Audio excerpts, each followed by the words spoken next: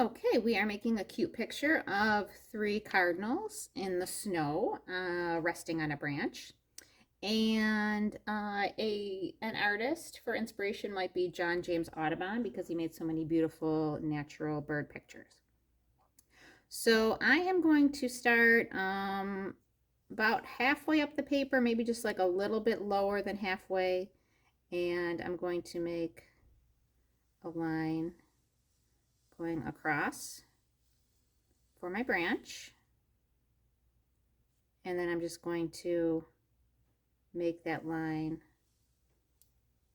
again right underneath it, just leaving a little bit of space. And then on top of that branch, I'm going to make my three birds resting on that. So I'm going to make an oval for the body. And I'm going to make three of them.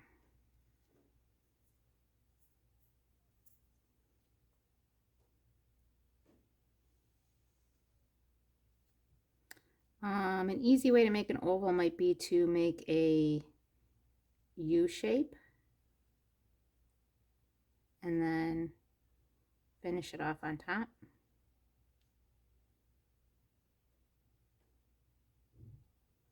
Okay, and then I'm going to make a circle head on each one.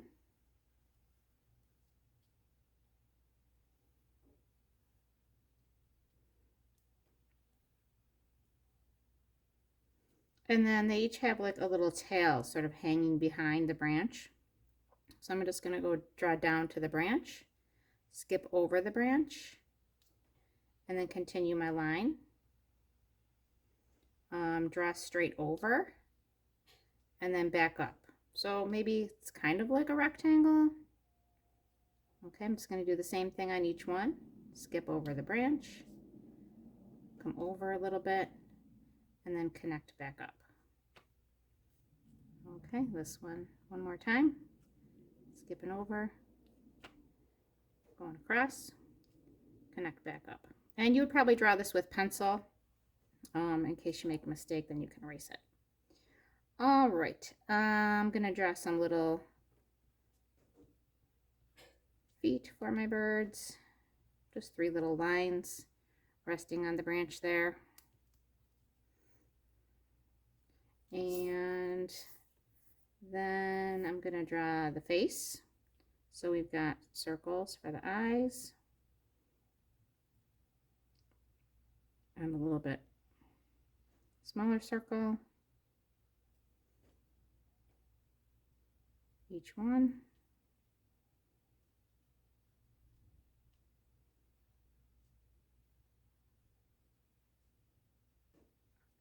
And then we've got a triangle beak. So I'm just going to come down the letter V and then connect it across.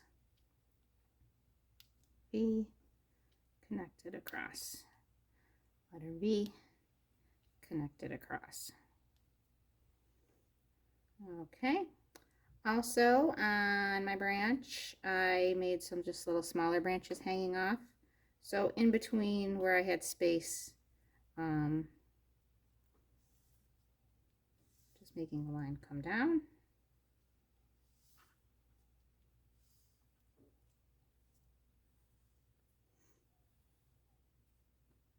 And then on this one, I had one on this side. It doesn't really matter. Wherever you have room. I could make another branch over here if I wanted to.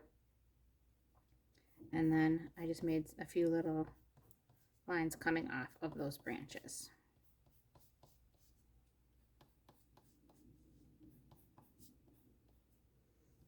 All right, I'm going to take some white crayon or white oil pastel would work well for this. And just color in that little bit of white part on the eyes.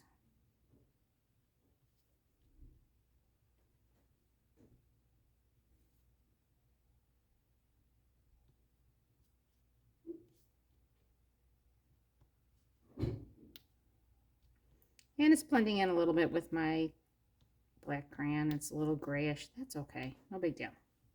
Okay, and then I've got an orange for the beak. And again, you could use an orange oil pastel or orange construction paper crayon, or even just a regular orange crayon would probably work just great for this too. Okay, then I believe I am ready. I'm going to do my name.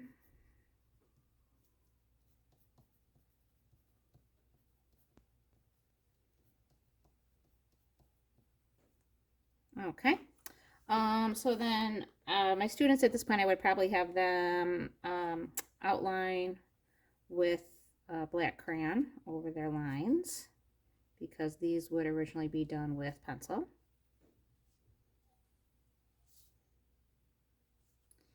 And then we're going to use some white paint, but also I have these gel crayons, which are really cool. There we go. They open up like this, and they work out really nicely for this project. So I'm going to add a little bit of red. They come out real smooth. You don't even have to press hard at all. And you don't even really have to worry about filling in all the spaces.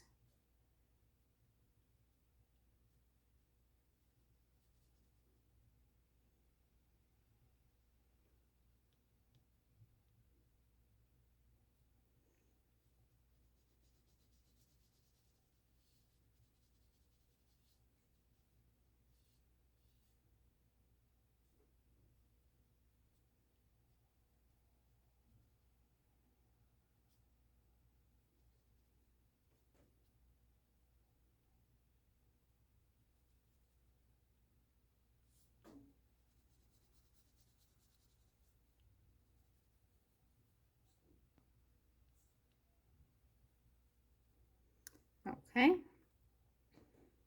And then I'm going to use just a little paintbrush, and all I need is just a tiny bit of water.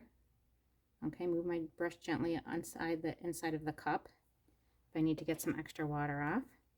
And then I'm just going to blend with my water. It just sort of spreads out that gel crayon to make it look like it's a painted surface. I'm getting a little more water on my brush, and then spreading that out. Now it's good to have a small brush for this, because you want to try to get around the eyes and the beak. I did, on my original example, accidentally go over the eyes a little bit, and as it dried, it kind of cleared up. So if you accidentally paint over the crayon, it doesn't really cover it completely once it dries, so don't worry about it. And even after it dries like completely, you could probably just go back over it with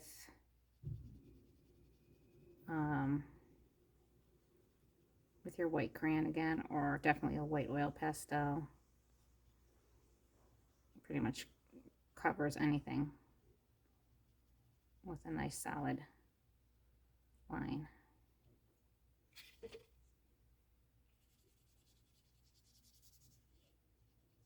So I'm just dipping my paintbrush in my water, and then I'm spreading out my gel crayon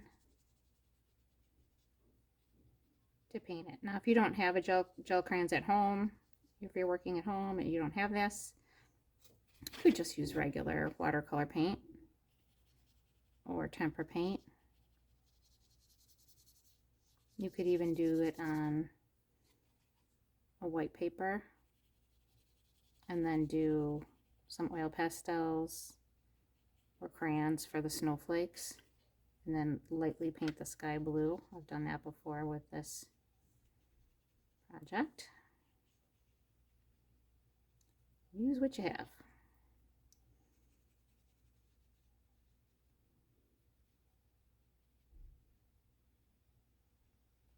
It does dry pretty quickly, and if you feel like you need a little bit more You can always go back, I think, and add a little bit once it's dry.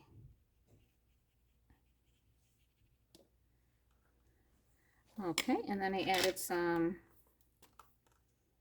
brown in the branch. It would be nice to have more colors. Like this only came with 6 colors. So I'm not really sure. I guess if you wanted to make an orange or something, you could probably blend the red and the yellow together and then paint over it with the water. Okay, so I've got my brown branch and I did a little bit of green.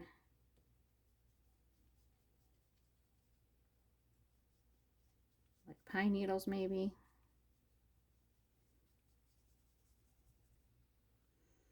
And then my last step, after I add water to those other colors, I just did a little dot of white tempera paint in the corner, and then I tried to clean out my brush really well, and then I just dabbed that on for my snow falling down. Try to make sure you get some down below the branch here. You can even add some on the branch. I wouldn't say, don't put any on your birds though, because the snow really wouldn't be rusting on the birds. The birds are moving around. They're not gonna collect snow.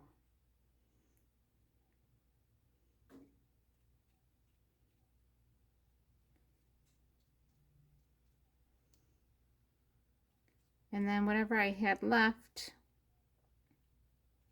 in my white up here in the corner, I just turned into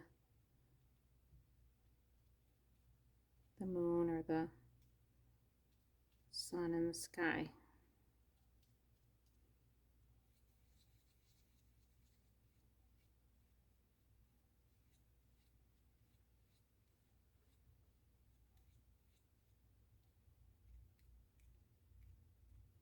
And the white tempera paint does, as it dries, it becomes a little bit more solid looking, a little bit more opaque, less translucent.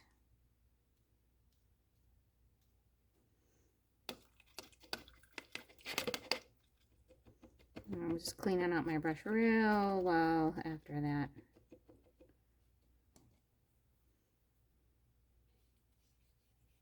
So I want to spread out my